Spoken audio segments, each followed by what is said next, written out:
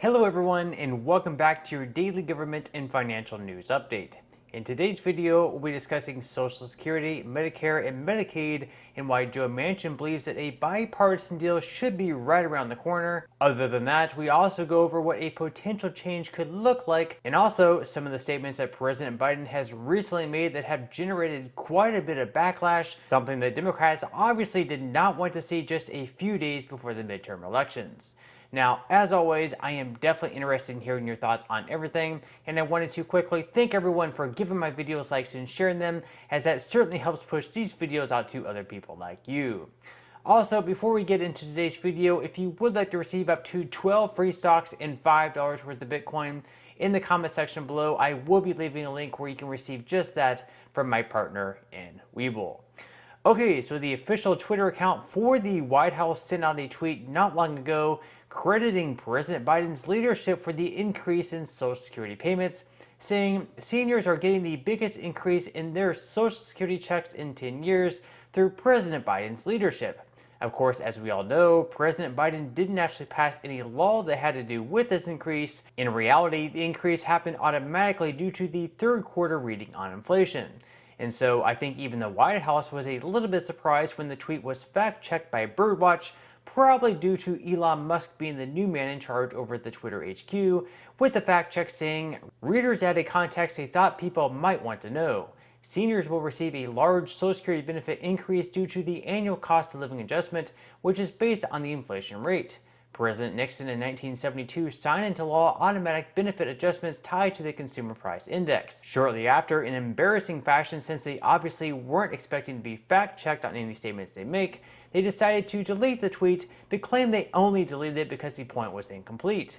Now, starting in January of 2023, benefits will be rising by 8.7%, and by some point next month, you should be receiving a letter online and in the mail with what your new payments will look like. For those receiving SSI benefits, you'll actually be receiving your 8.7% cost of living adjustment in December, simply because the date in which you usually receive payments on the 1st is actually going to be falling on a Sunday in January. So for SSI recipients, you'll actually be receiving two payments in the month of December, the first being on December 1st in the normal amount, and the second being delivered on December 30th, which will be at 8.7% higher. Now, whether or not recipients of Social Security see an actual raise, such as the one lawmakers such as Bernie Sanders have suggested, is pretty hard to say. Since we're just 2 days away from the midterm elections, we're going to be looking at a lame duck Congress, meaning we won't see much activity get done. In January, though, West Virginia Senator Joe Manchin is already calling for some type of bipartisan deal on Social Security, Medicare, and Medicaid in the new Congress.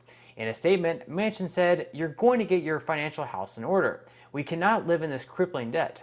If we don't look at the trust funds that are going bankrupt, whether they be Medicare, Social Security, Highway, all the ones, there are tremendous problems right now." He added, "If we can't come to grips of how we face the financial challenge that this country has, then we're all going to be paying a price that we can't afford." Now, back in February of this year, Manchin actually proposed addressing the current shortfall of Social Security by increasing the amount of income subject to taxation to fund Social Security from $147,000 per year up to $400,000 per year.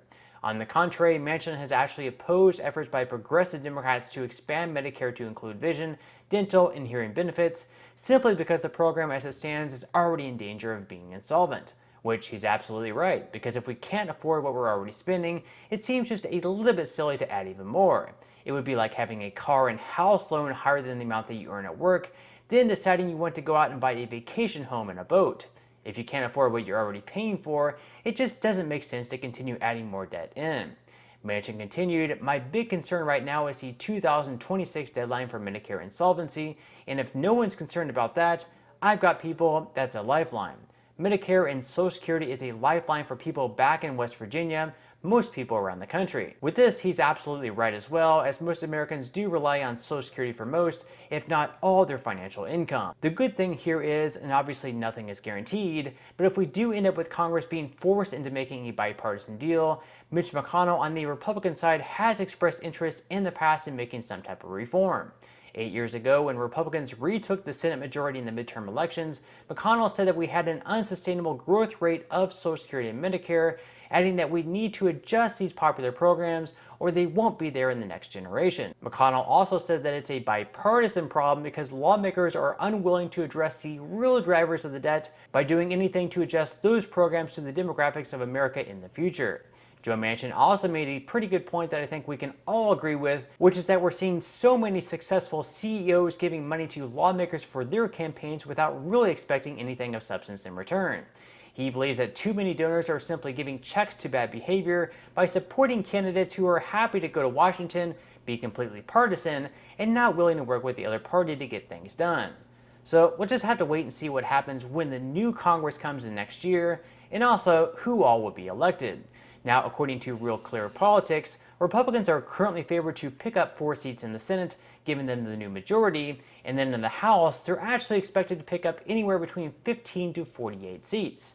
This would give Republicans complete control of Congress, something President Biden obviously would not want to see. Now, just a few days ago, in Biden's closing argument on why Americans should keep Democrats in power, he said that it's the fact that democracy is at stake, and Republicans, in his opinion at least, aren't the way to go. Basically, his pitch is there is only one way to defend democracy, that is, to vote for me. If not, democracy will be over, which I guess you can decide how democratic that actually is.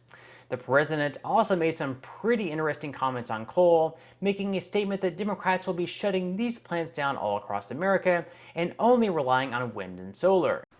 So it's going to become a wind generation.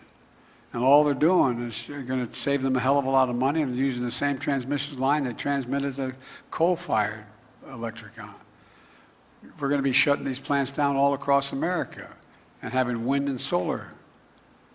Now, considering that many of the battleground states that will determine the balance of power in Congress are home to coal plants and blue-collar Americans who work in them, making a statement like this one probably wasn't the best choice. Also, I don't think too many Americans would be happy with even higher increases in the price of energy.